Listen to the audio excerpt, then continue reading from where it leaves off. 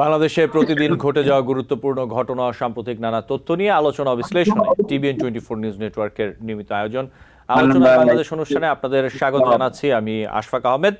আজকের অনুষ্ঠানে অতিথি হিসেবে আমাদের সাথে যুক্ত আছেন লুনা নূর, সম্পাদক, কেন্দ্রীয় কমিটি সিপিবি। আরও যুক্ত আছেন মোহাম্মদ বাহাদুর ইসলাম ইমতিয়াজ, যুগ্ম সাংগঠনিক সম্পাদক, কেন্দ্রীয় কমিটি জাতীয় পার্টি। এবং আমাদের সাথে আরও আছেন মোহাম্মদ রফিকুল ইসলাম কনক, কেন্দ্রীয় সদস্য, জাতীয় নাগরিক পার্টি। আপনাদের স্বাগত জানাচ্ছি আলোচনায় বাংলাদেশ অনুষ্ঠানে। আমি খুব ছোট্ট করে দুটি তথ্য একটু তুলে ধরি, এরপরেই আপনাদের সাথে আলোচনা শুরু করব। প্রথমে যে তথ্যটি তা হচ্ছে, প্রধান নির্বাচন কমিশনার AMM নাসির উদ্দিন জানিয়েছেন, ত্রয়োদশ জাতীয় সংসদ নির্বাচন 2026 সালের ফেব্রুয়ারির প্রথমার্ধে আয়োজনের জন্য নির্বাচন কমিশন প্রস্তুতি নিচ্ছে। বুধবার রাজধানীর আগারগাঁও নির্বাচন ভবনে নিজ কার্যালয়ে সাংবাদিকদের ব্রিফিংকালে ইসি বলেন যে প্রধান উপদেষ্টা এরই মধ্যে ঘোষণা দিয়েছেন যে রমজানের আগে নির্বাচন করার জন্য এবং এর জন্য চিঠি দেবেন। এবং আমরা যেটা দেখতে পাচ্ছি যে এরই মধ্যে চিঠি দিয়েছেন প্রধান উপদেষ্টা নির্বাচন কমিশনকে। চিঠি পাওয়ার পর কমিশন এই বিষয়ে আলোচনা করে তারা ভোটের দিন ঘোষণা করবেন এবং 2 মাস আগে তফসিল ঘোষণা করা হবে বলে তিনি জানিয়েছেন। নির্বাচনের স্বচ্ছতা অংশগ্রহণ নিশ্চিত করতে সব রাজনৈতিক দলের সমান সুযোগ তৈরির প্রতিশ্রুতি দিয়ে সিএসি বলেছেন, আমরা আয়নার মতো স্বচ্ছ নির্বাচন করতে চাই। গণমাধ্যমের ভূমিকা এখানে অত্যন্ত গুরুত্বপূর্ণ। আইন শৃঙ্খলা পরিস্থিতি নিয়ে তিনি আশাবাদ ব্যক্ত করে বলেছেন যে নির্বাচনের আগে পরিস্থিতি আরও উন্নত হবে, এমনটাই তিনি আশা করছেন। আরেকটি তথ্য ছোট্ট করে, তা হচ্ছে আসন্ন ত্রয়োদশ জাতীয় সংসদ নির্বাচনের আগে সব জেলার পুলিশ সুপার ও অফিসার ইনচার্জ ওসি লটারির মাধ্যমে বদলি করা হবে বলে জানিয়েছেন স্বরাষ্ট্র উপদেষ্টা লেফটেন্যান্ট জেনারেল অবসরপ্রাপ্ত মোহাম্মদ জাহাঙ্গীর আলম চৌধুরী। তিনি বলেছেন, নির্বাচনের সময় দেখা যায় প্রার্থীরা তাদের আসনে পছন্দের ডিসি, এসপি কিংবা ওসিকে পদায়ন করতে চান, কিন্তু আমরা এবার সিদ্ধান্ত নিয়েছি গণমাধ্যমকে ডেকে সবার সামনে লটারি করব। এখন কর্মকর্তারা যেখানেই থাকুক না কেন, নির্বাচনের আগে তাদেরকে লটারির মাধ্যমে বদলি করা হবে। খুবই সংক্ষেপে দুটি তথ্য একটু তুলে ধরলো। আমি শুরুতে একটু আসি লুনা নূর, আপনার কাছে আসি যে বিষয়টি নিয়ে। জুলাই ঘোষণাপত্র পাঠ অনুষ্ঠানে যায়নি বাম গণতান্ত্রিক জোট, কেন যায়নি, কেন আপনারা গেলেন না? লুনা নূর। ধন্যবাদ আপনাকে এবং আমার সহ আলোচক যারা রয়েছেন তাদেরকে শুভেচ্ছা। দর্শক যারা শুনছেন সকলকে আমাদের পার্টি বাংলাদেশের কমিউনিস্ট পার্টির পক্ষ থেকে শুভেচ্ছা জানাচ্ছি। প্রথমত হচ্ছে যে জুলাই ঘোষণাপত্রে আমরা যাইনি, কারণ হচ্ছে আমাদের নিমন্ত্রণ জানানোর প্রক্রিয়াটা যথাযথ ছিল না, এটি একটি বিষয়। দ্বিতীয়ত হচ্ছে আপনারা দেখেছেন যে যে রাষ্ট্রীয় অনুষ্ঠানটি হয়েছে এবং সেখানে যে ঘোষণাপত্রটি পাঠ করলেন প্রধান উপদেষ্টা, সেই ঘোষণাপত্রটি পূর্বে আমাদেরকে দেয়া হয়নি আর কি। ঘোষণার আগে মতামতের জন্য রাজনৈতিক দলের দেয়া হয়নি এবং যেহেতু আমাদের সেখানে অংশগ্রহণের কোনো জায়গা ছিল না এবং সেই গণতান্ত্রিক স্বচ্ছতাটা বা সকলের অধিকার নিশ্চিত করার প্রক্রিয়াটি এই অন্তর্বর্তীকালীন সরকার মেনটেন করেনি, সেখান থেকে আমরা খুব সুস্পষ্টভাবে বলেছিলাম যে আমরা এখানে যাব না এবং আমরা যাইনি। আমরা মনে করেছিলাম, এখনো মনে করি, আমাদের পার্টির বক্তব্য এটি যে এটি কি হয়েছে বা কি বক্তব্য উনি দিয়েছেন সে আলোচনা পরে, কিন্তু এটা হওয়া উচিত ছিল দেশের ফ্যাসিবাদ বিরোধী যে আন্দোলনে সক্রিয় সকল গণতান্ত্রিক রাজনৈতিক দলের মতামতের ভিত্তিতে। আমরা খুবই বিস্ময়ের সাথে দেখলাম অন্তর্বর্তীকালীন সরকার সে জায়গাটি খুব কৌশলে স্কিপ করে কয়েকটি রাজনৈতিক দলের সাথে আলোচনা করে সেটি মানে উত্থাপন করেছে, যার কারণে আমরা সেখানে অংশগ্রহণ করি। কিন্তু সরকারের পক্ষ থেকে তো লুনানুর শুরু থেকে বলা হচ্ছিল যে এই দিনক্ষণ ঘোষণা করার আগে যে সব দলের উপস্থিতিতে এবং বিভিন্ন রাজনৈতিক দলের সাথে আলাপ আলোচনা করেই আসলে তারা এই জুলাই ঘোষণাপত্রটি দিচ্ছেন। না, এই ঘোষণাপত্রের যে খসড়া তৈরি করেছিলেন সেই খসড়া আসলে আমাদেরকে দেয়া হয়নি। আমরা শেষ দিন পর্যন্ত অপেক্ষা করছি। শুধু আমরা না, আপনারা দেখেছেন যে বাংলাদেশের আরো অনেক রাজনৈতিক দল বলেছেন যে শেষ দিন পর্যন্ত অপেক্ষা করেছেন। খসড়া আমাদেরকে ঘোষণা করার আগে আমাদের মতামতের জন্য দেয়া হয়নি। এর আগে এমনটা হয়েছে, আপনি যেটা বলেছেন যে বিভিন্ন সময় প্রধান উপদেষ্টার সাথে আমাদের প্রতিনিধিদের যখন বৈঠক হয়েছেন, যখন ওনারা ডেকেছেন, কার্যত তো আসলে ওনারা যখনই কোনো একটা মানে বিব্রতকর অবস্থায় পড়েছেন বা কখনো একটা ঝামেলার মধ্যে পড়েছেন যেটা সমাধানের জন্য আসলে সকল রাজনৈতিক দলকে ডাকা দরকার, ঠিক সেই সময় ডেকেছেন। এর আগে কিন্তু শুরু থেকেই আমরা বলেছি এবং এটা আমরা খুব স্পষ্ট করে বলেছি যে তাদের যে অবস্থানগুলো, তাদের যে স্টেপগুলো, সেগুলো আসলে নিরপেক্ষ না। তারা বিশেষ বিশেষ দলের সাথে কথা বলে বিশেষ বিশেষ গোষ্ঠীর মতামতকে প্রাধান্য দিয়ে নানা সময় নানা ধরনের সিদ্ধান্ত নিচ্ছে, যেটা খুবই অনাকাঙ্ক্ষিত এবং যেটা জুলাই গণ অভ্যুত্থানের যে আকাঙ্ক্ষা, সে আকাঙ্ক্ষার বিপরীতে যে আবারও একটা গোষ্ঠীতন্ত্র, একটা সরকারের ভিতরে একটা দলীয় প্রভাব সেটা ঢুকে গিয়েছিল। তো যখন প্রধান উপদেষ্টার সাথে বা সংস্কার কমিটির বিষয়টা তো ডিফারেন্ট, সেখানে জুলাই সনদ তৈরি হচ্ছে, সভাগুলো যখন হচ্ছিল তখন হালকা তারা আলোচনা করেছিলেন, তারা বলেছিলেন যে সকলের মতামত নেওয়া হবে এবং খসড়া তৈরি করা হচ্ছে, সেটা দেয়া হবে। কিন্তু কার্যত আসলে দু একটি রাজনৈতিক দল বাদে আর কাউকে এই জুলাইয়ের ঘোষণাপত্র আমাদেরকে খসড়া দেওয়া হয়নি। এবং যেহেতু আমরা আগে থেকে কিছুই জানতাম না এবং আমন্ত্রণ জানানোর পদ্ধতিটিও যথাযথ ছিল না, সেই কারণে আমাদের পার্টি ওখানে আমরা অংশগ্রহণ করিনি। এখন যে ঘোষণাপত্রটি দেয়া হয়েছে সেটি নিশ্চয়ই আপনি দেখেছেন, এতে আসলে জুলাই ঘোষণাপত্র নিয়ে যে প্রত্যাশা ছিল সেই জায়গাটি কতটা আপনাদের রাজনৈতিক দলের পূরণ হয়েছে, অথবা এখানে কোনো ঘাটতি দেখেন কিনা? একটা বিষয় কি, সেটা হচ্ছে যে এই যে ঘোষণাপত্রের বিষয়টি আমি হয়তো আপনার এখানেও বলেছি বা সব জায়গায় আমরা বলি, একটি একটি লড়াই সংগ্রামের ঘোষণাপত্রটি আসলে বলা হয় সেটাকে, যেটা ওই আন্দোলনের শুরুতে বা ওই কর্মসূচির শুরুতে তৈরি করা হয়। এখানে যেহেতু জুলাইয়ের গণ অভ্যুত্থানের বিষয়টি আমাদের একটি বিশেষ পরিস্থিতিতে ছিল, সেই কারণে হয়তো আন্দোলন পরবর্তী সময়ে একটা সামারি তৈরি করা বা একটা মানে সকলের জন্য একটা একরকম বক্তব্য তৈরি করা একটা প্রয়োজনীয়তার জায়গা থেকে ওনারা এটা উত্থাপন করেছে, আমরা তখন বলেছি। কিন্তু এখানে বিষয়টি খুব সুস্পষ্ট, সেটি হচ্ছে যে জুলাইয়ের গণ অভ্যুত্থানের যে গণ আকাঙ্ক্ষা, সেই আকাঙ্ক্ষাটাকে আমরা শুরু থেকেই দেখেছি যে বাংলাদেশের 1971 সালের মুক্তিযুদ্ধের চেতনার মুখোমুখি না করে দিল একটা দূরত্ব তৈরি করার প্রবণতা সবসময় আমরা শুরু থেকে লক্ষ্য করেছি। এবং আপনি একটি জিনিস হয়তো খুব ছোট মনে হবে, কিন্তু আমি একটু বলি যে বাংলাদেশের যে রাষ্ট্রপ্রধানই থাকুক, যে সরকার প্রধানই থাকুক, আপনারা দেখবেন যে বক্তব্য শুরুতে 30 লক্ষ শহীদের প্রতি শ্রদ্ধা জানিয়ে সে তার বক্তব্য শুরু করে। আমরা খুবই উদ্বেগের সাথে, দুঃখের সাথে, বিষয়ের সাথে খেয়াল করছি যে ডক্টর মোহাম্মদ ইউনূস ক্ষমতা গ্রহণের প্রথম দিন থেকে কিন্তু এই যে একটা মানে কি বলবো প্রচলিত একটা পদ্ধতি শ্রদ্ধা জানানোর, এই জায়গাটাকে খুব মানে ক্যাজুয়ালি সে স্কিপ করে যাচ্ছে। হ্যাঁ, এটা হয়েছে। এবং দেখেন এখানে কিছু বিষয় আছে, আমি আসবো জি লুনানুর, আমি আপনার কাছে 2008 সালের নির্বাচন, যে নির্বাচনকে আমরা অংশগ্রহণমূলক নির্বাচন বলে এসেছি, এবং তখন যারা নির্বাচনে অংশগ্রহণ করেছে আমরা সকলেই সেটাকে অংশগ্রহণমূলক নির্বাচন বলেছি, প্রথমত। দ্বিতীয়ত, বাংলাদেশের স্বাধীনতা যুদ্ধের শুরু 26শে মার্চ থেকে এই যে প্রেক্ষিতটা তারা ব্যাখ্যা করেছে, এই ব্যাখ্যাটার মধ্য দিয়ে আমরা মনে করি যে এখানে আমাদের মুক্তিযুদ্ধের ইতিহাসকে আংশিকভাবে তুলে ধরা হয়েছে। মুক্তিযুদ্ধের ইতিহাসটা আসলে উনি উল্লেখ করেছেন যে 23 বছরের, কিন্তু সেই জায়গাটা এসে আংশিকভাবে এবং একটু অন্যভাবে, আপনি যেহেতু সংক্ষেপ করতে বলছেন আমি সেভাবে বলছি যে একটু অন্যভাবে উত্থাপন করেছে। এর চেয়ে গুরুত্বপূর্ণ বিষয় হচ্ছে 72-এর সংবিধানের যে মূল স্পিরিটটা, সেই স্পিরিটের জায়গাটা, এটার একটা হয়তো প্রয়োগগত জায়গা বা মানে কৌশলের জায়গায় একটা ত্রুটি ছিলই, সেটা আমরা সবসময় বলি। এবং আমাদের, আপনারা দেখেছেন গণমাধ্যমে আমরা গতকাল পরশু দিয়ে দিয়েছি যে ওই সময় আমাদের একটা বিকল্প যে ভাবনা ছিল আর কি, সেটি কিন্তু উনি পুরোপুরি সেই কাঠামোটাকে অস্বীকার করার একটা চেষ্টা করেছে। এবং 22 বার যেহেতু বলে শেষ পর্যন্ত যেটি করেছে সেহেতুতে সেটি হচ্ছে যে এই আন্দোলন প্রক্রিয়ায় যারা অংশগ্রহণ করেছে সেই অংশগ্রহণকারীদের একটা আইনি বৈধতা দেওয়া বা এরা যারা শহীদ হয়েছেন তাদের বীর ঘোষণা করার একটা করেছেন।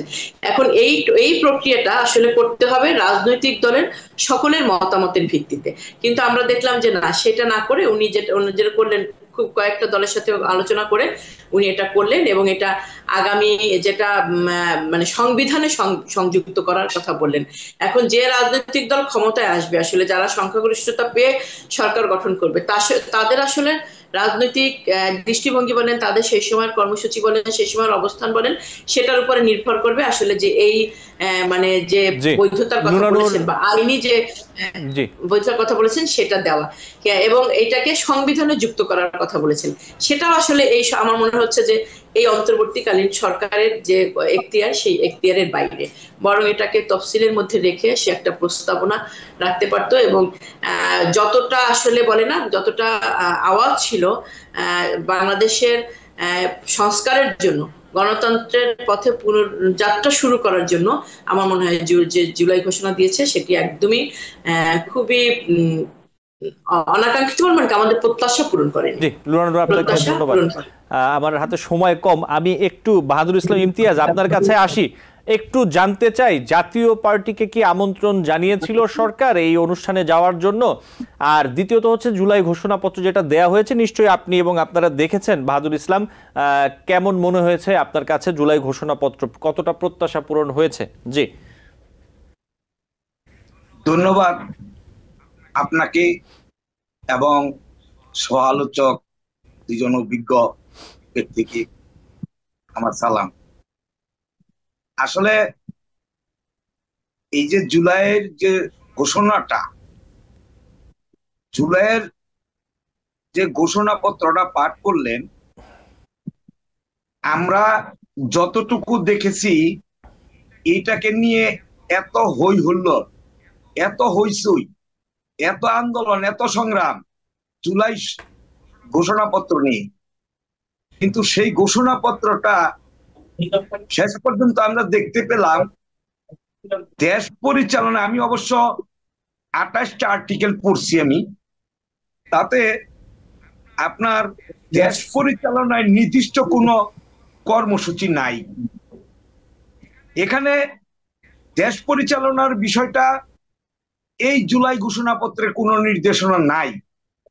এখানে একটা জিনিস আমি লক্ষ্য করছি, 12 নং আর্টিকেলে প্রভুত্বর কথা বলা হয়েছে, শোষণের কথা বলা হয়েছে, খবরদারিত্বের কথা বলা হয়েছে, বহিঃশক্তির দাবিদারি ইত্যাদি ইত্যাদি কথা বলা হয়েছে। আমরা ইতিপূর্বে দেখছি আওয়ামী লীগ ভারতের প্রভুত্ব করছে, এমনকি আমরা সংসদে বিরোধী দলীয় নেতা ছিলাম বলে, বিরোধী দল ছিলাম বলে আমাদেরকে আওয়ামী লীগের সাথে সাথে ভারতের প্রভুত্ব কথাই বলেন।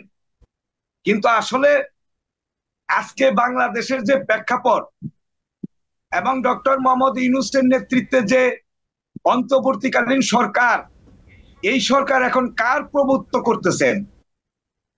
আজকে আমরা দেখলাম গতকালকে যখন নাকি এই ঘোষণাপত্র পাঠ করলো, তখন এনসিপির যারা নাকি এই আন্দোলনে সক্রিয় ভূমিকা রাখছেন এবং সামনের কাতারে থেকে, সম্মুখে থেকে আন্দোলনের সফল করার জন্য ত্যাগ করছেন, তারা দেখলাম উপস্থিত নাই।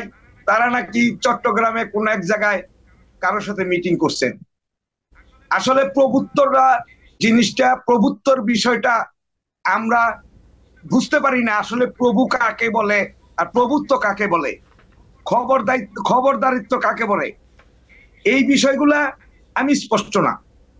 আরেকটা বিষয় আমি দেখছি 6 নং আর্টিকেলে, 6 নং আর্টিকেলে বলা আছে, 6 নং আর্টিকেলে বলা আছে যে 1/11 সময় দেশি বিদেশি একটা চক্র একটা পরিস্থিতি তৈরি করছিল। সেই পরিস্থিতির কারণে আওয়ামী লীগ সরকার ক্ষমতায় আসছে এবং তারা ইসা এই বাংলাদেশের রাজনীতিকে কলুষিত করছে। এমন কিছু করে নাই, এটা বাস্তব। আমরা বলবো করছে, অবশ্যই করছে। তার জন্য আমরা প্রতিবাদও করি, তার জন্য আমরা এটা নিন্দাও জানাই এবং সেটার জন্য আমরা বিচারও চাই। কিন্তু বিষয়টা হলো, সেই দিন যে প্রেক্ষাপটটা তৈরি হয়েছিল, তখন তো ক্ষমতায় ছিল বিএনপি। বিএনপি যদি প্রেক্ষাপট তৈরি না করতেন তাহলে তো 111 হতো না।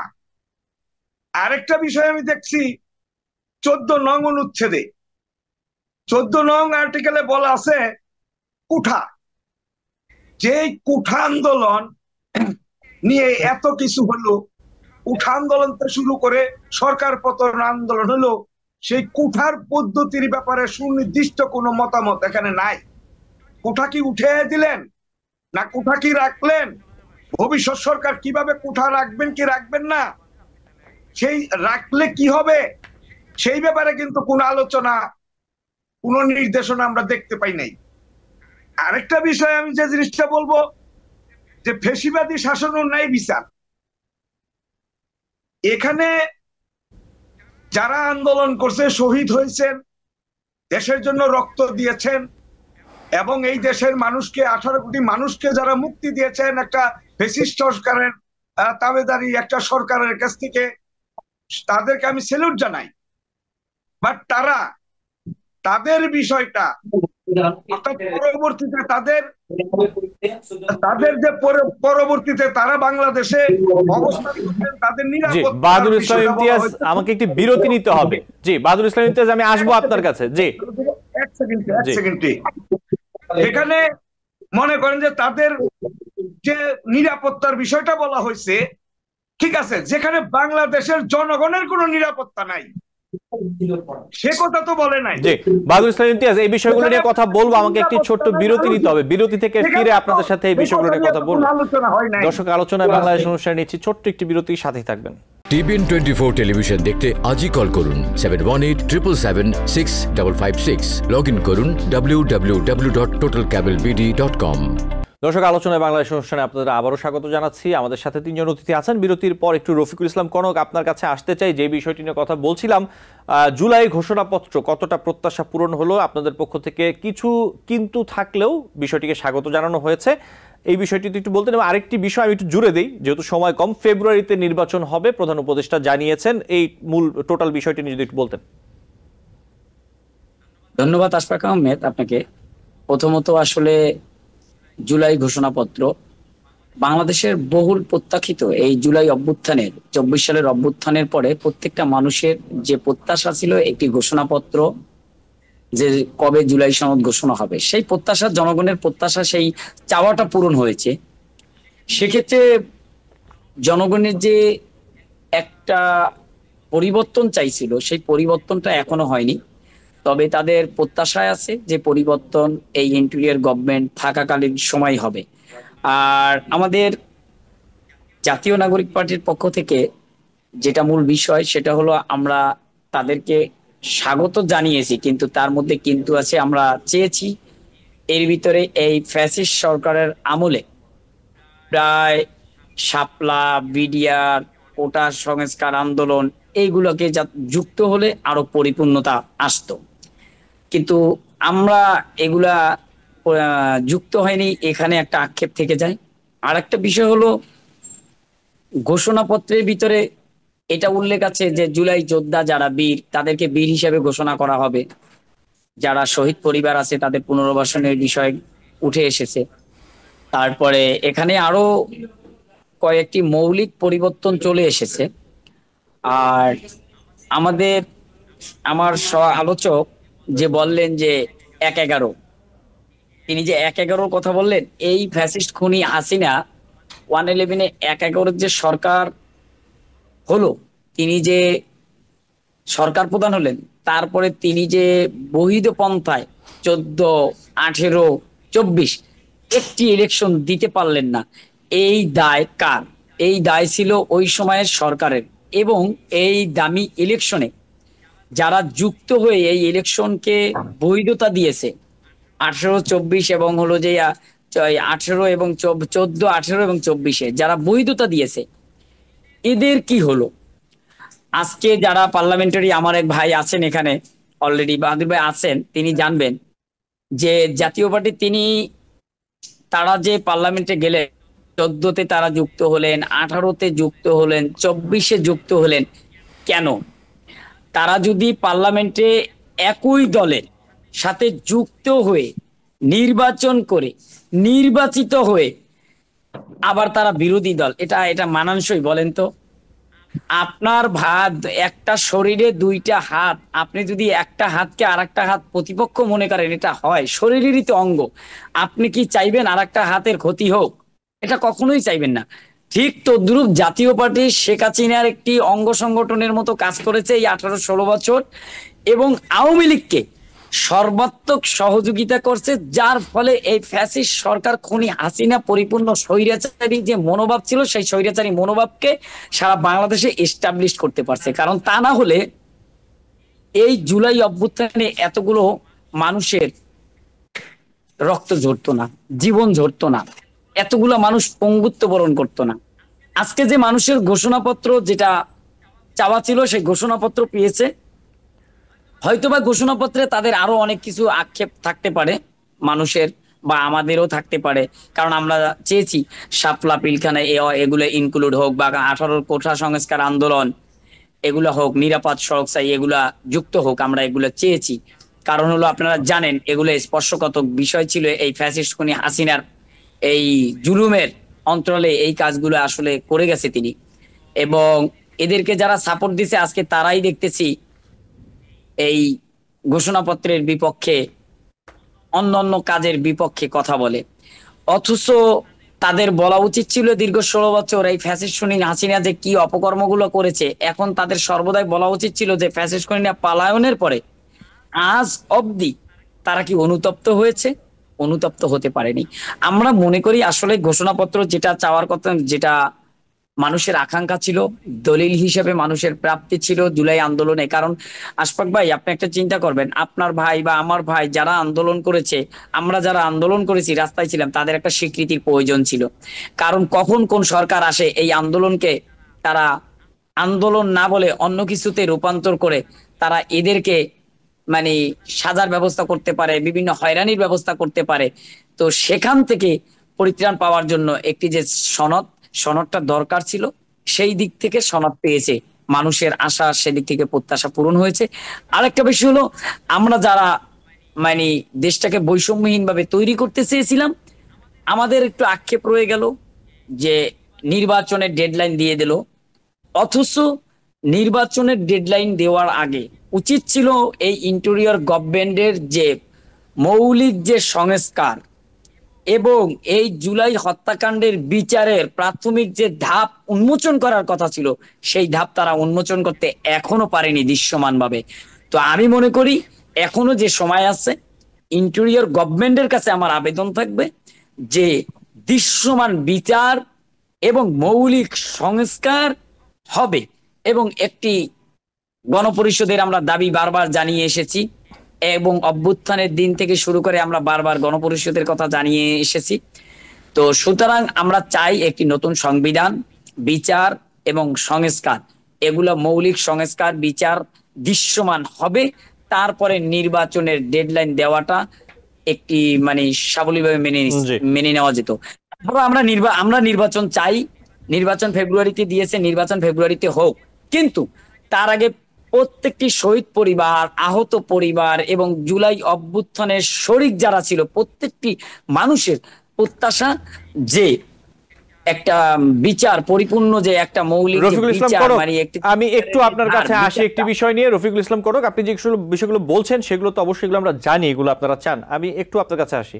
হাসনাত সার্জিস এবং আপনাদের পাটোয়ারি যে আপনাদের নেতা এবং তারা সহ 5 জন এনসিপির নেতাকে কারণ দর্শানোর নোটিশ দেওয়া হয়েছে আপনাদের দলের পক্ষ থেকে। কেন কারণ দর্শানোর নোটিশ দেওয়া হলো একটু যদি বলতেন রফিকুল ইসলাম কনক। এটা একটা সুন্দর প্রশ্ন করছেন। আমরা একটি গঠনতান্ত্রিক, গণতান্ত্রিক এবং জবাবদিহিতার রাজনীতি করার জন্যই আমরা এসেছি, এবং এই একই কথাটা আমি আপনাকে একটু মনে করিয়ে দিই। নাহিদ ইসলামের এক দফা ঘোষণা হয় 24 সালে 3রা আগস্ট, সেদিনই কিন্তু তিনি বলেছেন একটি বৈষম্যহীন রাষ্ট্র গঠন করবে। আর এই বৈষম্যহীন শব্দের ভিতরে অনেকগুলো ব্যাখ্যা লুকায়িত। আসলে জবাবদিহিতা না থাকলে বৈষম্যহীন হয় না। যদি এখন সেখানে যদি একটা দলের প্রধানও হয়, আমাদের দলের এই একটা সিস্টেম একদম পরিপূর্ণভাবে, যেটা যে দলের প্রধানও যদি দলের শৃঙ্খলা ভঙ্গ করে তাহলে তাকে প্রাথমিক যে মানে নোটিশ দেওয়ার সেটার একটা সেটা একটা প্রক্রিয়া আছে। সুতরাং তারই পরিপ্রেক্ষিতে যেহেতু তারা কক্সবাজারে গিয়েছে, এখানে আমাদের যেহেতু অন্য যাদের কাছে জানে না, সেক্ষেত্রে তারা এই রকমের 1 বছর পূর্তি উপলক্ষে গিয়েছে, সেক্ষেত্রে তাদের আমাদের যারা শৃঙ্খলা টিমে আছে নাসিরউদ্দিন পাটোয়ারি এবং তারা তো বলেছেন যে তারা সেখানে ঘুরতে গিয়েছেন, তো ঘুরতে গিয়েছেন তারা তো জানিয়েছেন, কোনো সমস্যা নাই, সেটা জানাতে হবে কেন? ছুটির দিনে ঘুরতে গিয়েছেন, এটার জন্য নোটিশ দিতে হলো কেন? না না না না না না না না না, এখানে যেহেতু তারা ঘুরতে যেতে পারে, তাদের পার্সোনাল লাইফ আছে, সবকিছু আছে, এটা কোনো ব্যাপার না। কিন্তু কথা হলো আপনার মূল যে বিষয়টা সেটা হলো আপনাকে একটা জিনিস বুঝতে হবে যে একটা দল কোনো ব্যক্তির দ্বারা চলে না, এই দলটা সমগ্র ব্যক্তি দ্বারা চলে। সুতরাং তারা এই দলের প্রথম সারির নেতৃত্বে আছে। সুতরাং তাদের যদি কোনো দলের শৃঙ্খলা তাদের মাধ্যমে নষ্ট হয়, তাহলে তাদের তো তাদের মানে তাদের বিপক্ষে দল সিদ্ধান্ত নিতে পারে। সুতরাং আমাদের একটা শৃঙ্খলা টিম আছে দলের, জি তাদের কাছে মনে হয়েছে যে তারা শৃঙ্খলা ভঙ্গ করেছে, তারা যে 5 জন তাদেরকে যাদেরকে রফিকুল ইসলাম এই কনক, চিঠি আপনাকে দেওয়া হয়েছে, ধন্যবাদ। তারা শৃঙ্খলা ভঙ্গ করেছে, এই জন্যই শৃঙ্খলা ভঙ্গের অভিযোগে তাদেরকে আর কি এই চিঠি বুঝতে দেওয়া পেরেছি, হয়েছে। অনেক আমরা ধন্যবাদ। আশা করি তারা আগামীকালকের মধ্যেই তারা সরাসরি এসে এই চিঠির জবাব দিবে এবং আমরা স্পষ্ট জি, হতে পারবো। আপনাকে ধন্যবাদ রফিকুল ইসলাম কনক। আমি নিশ্চয়ই সময় পেলে আসবো, আবারও চেষ্টা করবো আপনার কাছে আসার। আমি একটু লুনানুর, আরেকটা বিষয় আমি বলি, আমার হাতে সময় নেই রফিকুল ইসলাম কনক, আমার হাতে সময় একদম কম, আমাকে একটু অন্য অতিথির কাছে যেতে হবে, ক্ষমা করবেন। লুনানুর, আপনার কাছে একটি বিষয় নিয়ে একটু আসি, সেটা হচ্ছে যে ঢাকা বিশ্ববিদ্যালয়ের ছাত্র শিক্ষক কেন্দ্রে টিএসসিতে প্রক্টোরিয়াল নিষেধাজ্ঞা উপেক্ষা করে দ্বিতীয় দিনের মতো কর্মসূচি চালিয়ে গেছে অথবা চালিয়ে যাচ্ছে ইসলামী ছাত্র শিবির। এই ব্যাপারে কি বলবেন?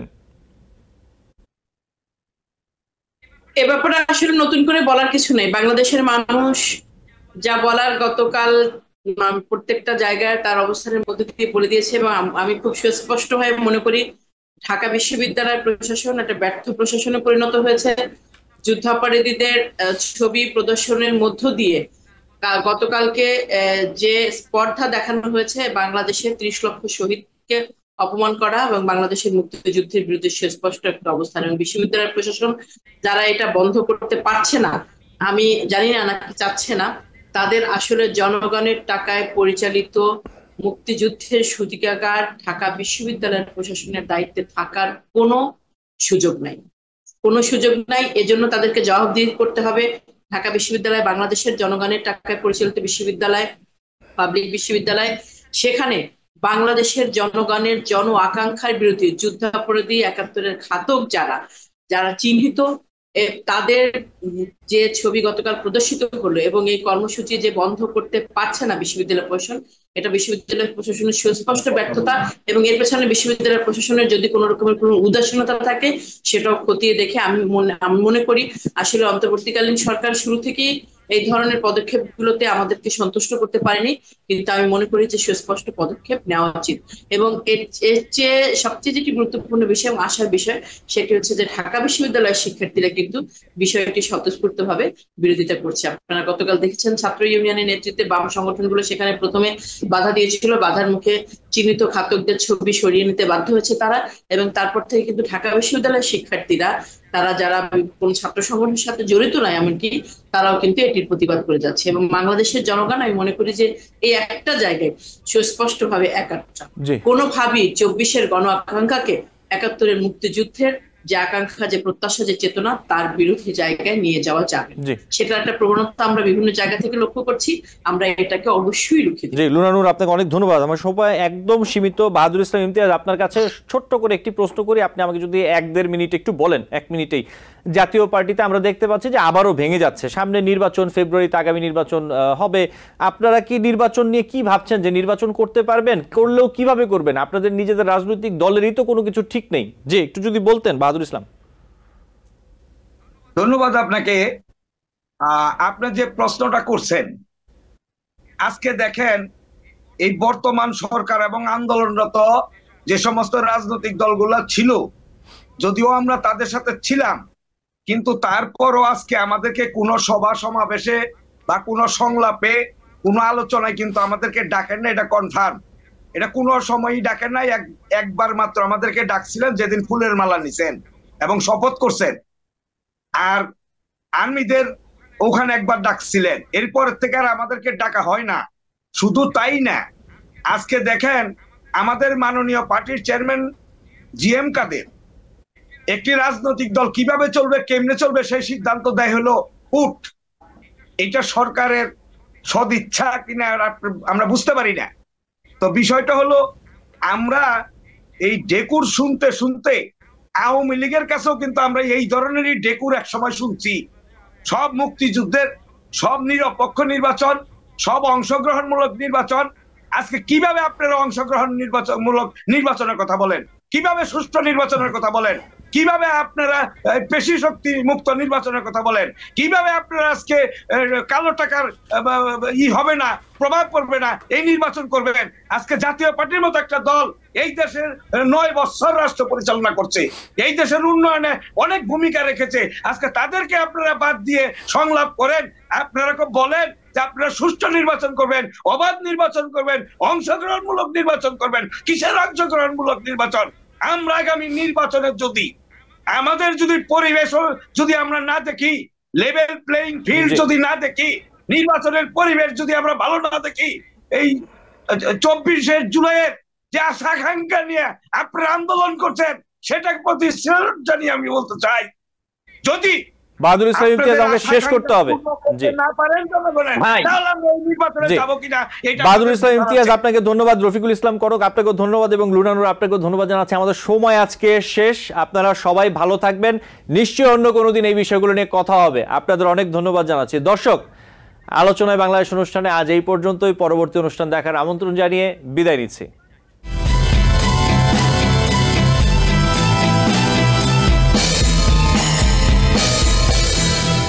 TBN 24 টেলিভিশন দেখতে আজই কল করুন 7187776556। লগ ইন করুন www.totalcablebd.com। নিউ ইয়র্ক থেকে সম্প্রচারিত TBN 24 টেলিভিশন বিশ্বজুড়ে বাঙালির কণ্ঠস্বর।